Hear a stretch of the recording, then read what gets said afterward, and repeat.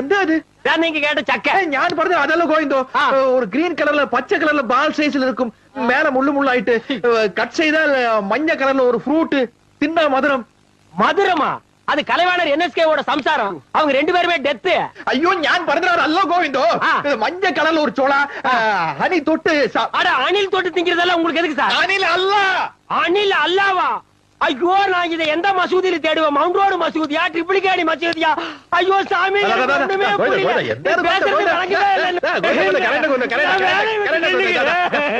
ഞാൻ ഇപ്പൊ ഞാൻ ഉനക്ക് തെളിവായിട്ട് പറയാം.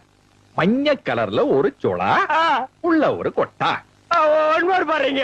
മഞ്ഞ കളറില് ഒരു ചുള പിന്നെ ഉള്ള ഒരു കൊട്ട.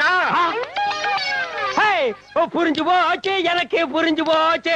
அடி டிக்கி காடே, டிக்கி காடே. എന്താ நீங்க சொன்னதுக்கு பேரு பலா.